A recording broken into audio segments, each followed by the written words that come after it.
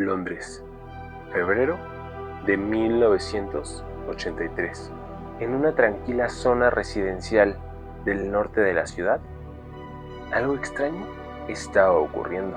Los habitantes de un edificio llevaban tiempo teniendo problemas con los drenajes, malos olores, tuberías bloqueadas y una sustancia que nadie podía explicar.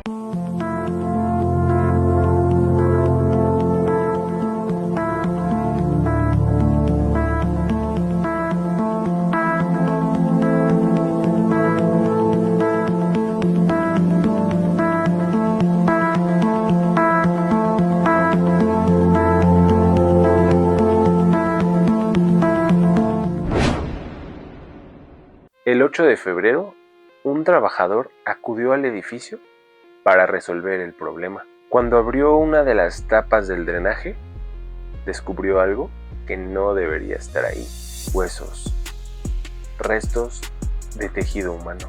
Lo que parecía un simple problema de tuberías estaba a punto de revelar una de las historias que llevaba tiempo escondiéndose. El hombre que vivía en uno de aquellos departamentos se llamaba Dennis Nielsen. I can't understand you. I ask you to start filming from the feet slowly up to the head. And you go sit, pan. Bloody hell, don't you ever watch movies? You must see thousands of movies. You must know what it's like. They're training chimpanzees at Cape Canaveral to operate a camera. Anybody can do it. Batteries had run out. That's why the camera went up the creek. Okay, fair enough. If you think you know how to use it, all you do is point a damn thing and press a button. What are you doing switching the bloody thing on and off for? You'd never make a cameraman, you know. No. I'm not going to do anything pornographic. Dennis Andrew Nielsen nació el 23 de noviembre de 1945 en Fraserburgh, Escocia. Su infancia transcurrió dentro de una familia que posteriormente describiría como complicada y marcada por la distancia emocional. Nielsen eventualmente desarrollaría una personalidad reservada y una profunda dificultad para relacionarse emocionalmente con otras personas. Pero existe un episodio de su infancia que sería recordado constantemente cuando su historia salió a la luz. Su abuelo, una de las figuras masculinas más importantes de su infancia, murió cuando Dennis aún era muy pequeño. Nielsen habló posteriormente de aquella pérdida y de la fascinación que desarrolló alrededor de la muerte. He believes the key to understanding him lies in his childhood when his grandfather died at sea. Making myself look dead it was nothing to do with death itself. It was making myself look as different from me as it was possible to imagine, so that I could really be convincing as being somebody else. But he's now me. He's now my body in the fantasy. The most exciting part of the little conundrum was when I lifted the body, carried it. It was an expression of my power to lift and carry and have control. And the dangling element of limbs was an expression of his passivity. Yes. So his these passivity. two opposite things. I mean, it was my power and his passivity. The more passive he could be, the more powerful I was. Bodies are all gone. Everything's gone. There is nothing left. But I still feel in a spiritual communion with each. Décadas después, los investigadores intentarían comprender si aquellas experiencias habían influido en el hombre que terminaría convirtiéndose en asesino. Pero una cosa era clara: su historia criminal no comenzó con un asesinato, comenzó mucho antes. En su juventud, Nielsen se integró al ejército británico. Posteriormente, trabajaría en diferentes empleos hasta establecerse en Londres. Durante esos años, llevaba una vida que, desde fuera, parecía una vida completamente normal. Trabajaba, tenía un departamento, conocía personas, llevaba una existencia relativamente discreta.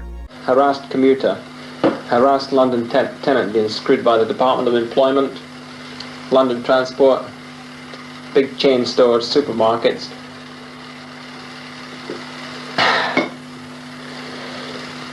Can you, right, cut there, let me think.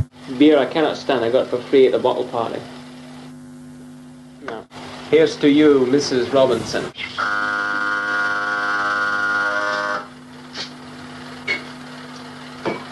He's ready, Des. Yeah, okay, come in a minute. I gotta sign on. Oh yeah, I'm gonna sign on today. I'll sign on again. Where's that bloody dog? He's been chewing my slippers again. Here it is. Chewing your slippers, so give it.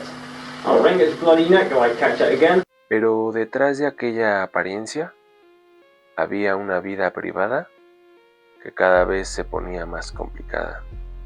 Nielsen tenía dificultades para establecer relaciones duraderas y desarrolló una fuerte dependencia de la compañía masculina. 1:10 last night. Son asleep, twink over there, me here. What happens? Crash, bang, what? Have a look, move the counter up there. Have a look at that. Right? Look at the state of that. Whole bloody ceiling falls down. Falls down on me for a start. Rips straight across, hits the dog, poor old pooch. Budgie goes up. Big row. That wakes you up as well. Great chunks. Bloody great chunks of masonry. I mean, you could kill somebody. Listen to that. And you ain't seen nothing yet. You're a big nincompoop. Oi, over here. Over here? Over here, stand up. How long do you think it'd take me to dig the garden? Don't stand there with your hand on your hip, be like a big poof. Come on, where's my bloody tea then? Well, tea? Oh, here it is. Never mind, anything good you find in this kitchen is probably attributed to my having purchased it in the first place. Bloody light doesn't even go on. Can you go back a bit? I mean, you're far too near. Ooh, ah, bloody finger, you great pillock.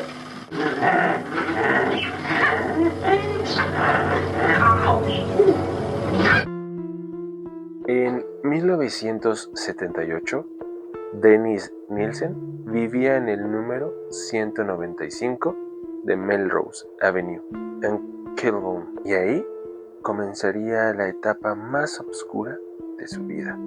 El 30 de diciembre de 1978, Nielsen conoció a un adolescente llamado Stephen Holmes. Holmes tenía solamente 14 años. Nielsen lo llevó a su departamento. Aquella noche bebieron y escucharon música. Al día siguiente, Holmes seguía dormido.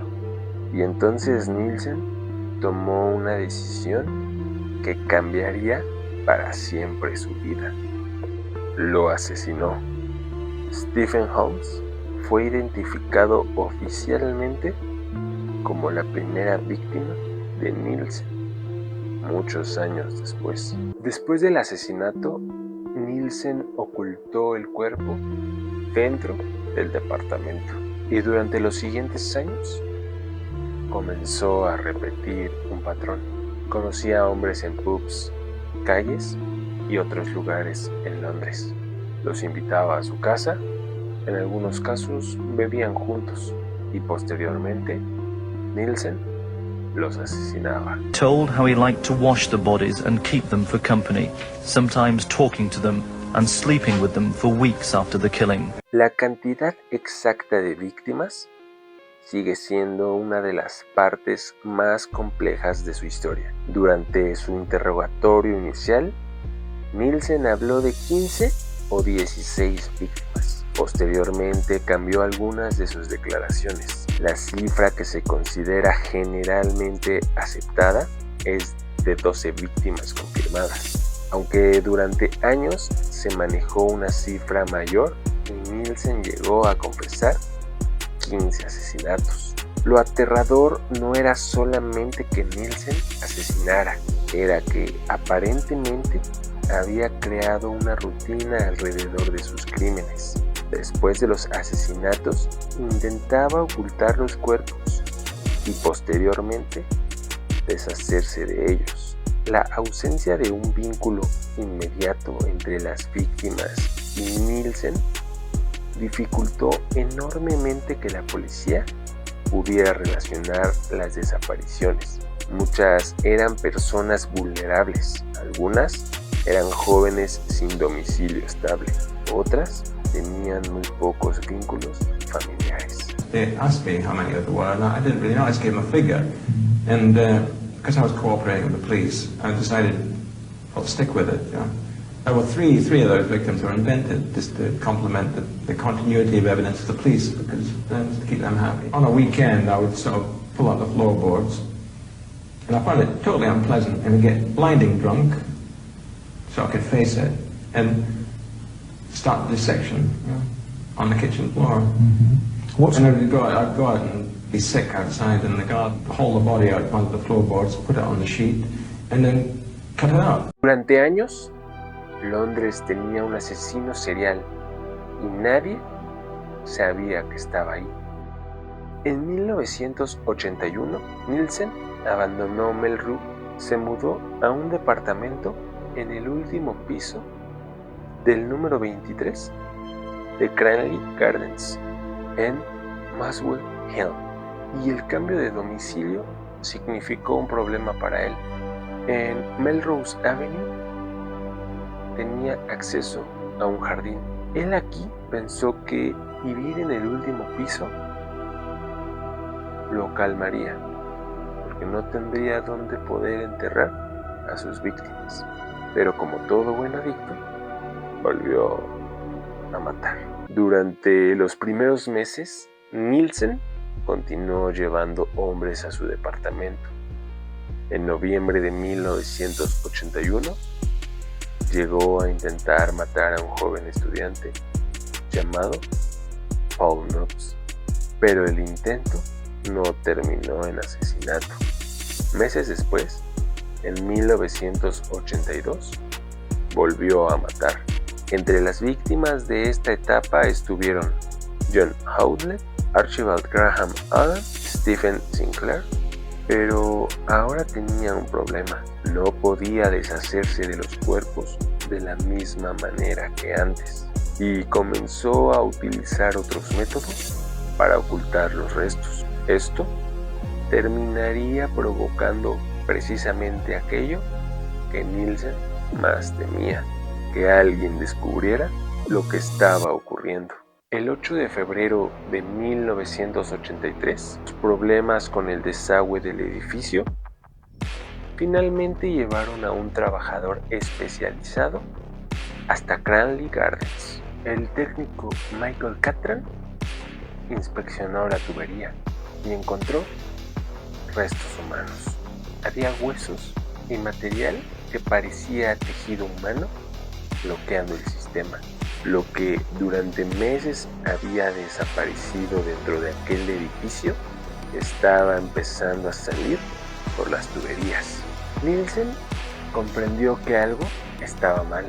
Según las investigaciones posteriores, aquella noche intentó retirar los restos que habían terminado en el desagüe, pero otro vecino notó su comportamiento y comenzó a sospechar. La situación estaba escapando de su control. Durante años había conseguido ocultar sus crímenes. Ahora tenía a la policía prácticamente frente a su puerta. Al día siguiente, la investigación avanzó. La policía llegó a Cranley Gardens. Uno de los investigadores que habló con Nielsen fue el detective jefe Peter Yale. Cuando Nielsen fue confrontado por los restos encontrados, no intentó escapar. No negó inmediatamente lo ocurrido. En cambio, comenzó a hablar. Nielsen terminó confesando que había asesinado a varios hombres. Cuando le preguntaron cuántas víctimas podría haber, dio una respuesta que estremeció a los investigadores: 15 o 16 desde 1978. Posteriormente explicó que había cometido asesinatos en sus dos domicilios. Y lo más sorprendente fue su disposición para colaborar con los investigadores. Nielsen incluso llevó a la policía hasta Melrose Avenue, donde señaló lugares relacionados con la eliminación de restos de sus víctimas. Good riddance, eh, Bleep? He didn't turn out to be nice, did he? We had to tell him to go. He was such a dull bastard. He was a dull bastard, wasn't he? Promiscuous bastard. He was no friend of ours, was he, girl? Durante su tiempo bajo custodia, Nielsen escribió extensamente sobre su vida y sus crímenes. En una de sus cartas intentó explicar por qué había matado, y ahí apareció algo particularmente perturbador. No podía identificar una única razón. Nielsen habló de alcohol, soledad, impulsos y fantasías. En otro escrito, describió al asesino que llevaba dentro como una especie de estado destructivo que aparecía bajo determinadas circunstancias. Incluso escribió que no sentía lágrimas por sus víctimas. Y esa frase se convertiría en una de las más inquietantes de todo el caso. Ahora que Nielsen estaba detenido, los investigadores tenían que responder una pregunta. ¿Cuántas personas había asesinado realmente? La policía comenzó a reconstruir sus movimientos. Revisaron los 2 domicilios, buscaron restos, analizaron huesos, revisaron desapariciones y regresaron a Melrose Avenue. Ahí, Nielsen indicó zonas donde había eliminado restos de sus víctimas.